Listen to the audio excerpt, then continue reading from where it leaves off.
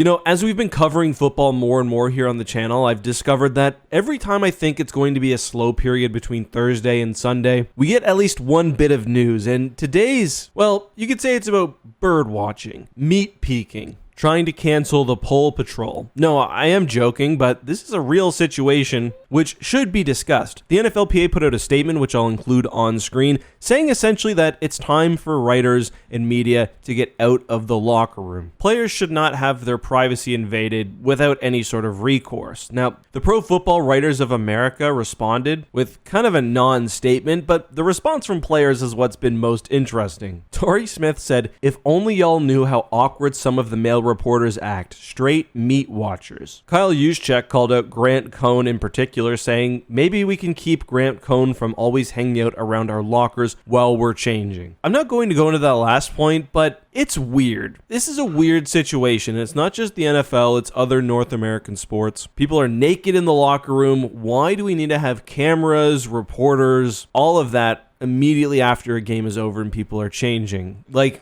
if I were media, this is a change that I personally would fully support, because I also don't want to have to be in that situation where I have to feel like I'm invading someone's privacy to try to compete with other reporters to get a story. Also, and I don't know anything about Grant Cohn, I would prefer not to have that type of accusation able to be levied against me. Despite how we focus only on their physical attributes, NFL players are not animals. Like, they deserve dignity. Let them change in privacy. You can grill them at interviews later. Maybe there needs to be more about mandatory media time. Maybe the players had to give up something a bit more like that for this change, but it needs to happen either way. And the move interviews outside is not the solution, because yes, it's something players can request, but that's the thing about a locker room. Somebody else being interviewed can very well include your bare ass if you don't see the camera. So yeah, maybe we'll lose a little bit in terms of player access, but I think it's worth it. The major North American sports to give their players a bit more dignity.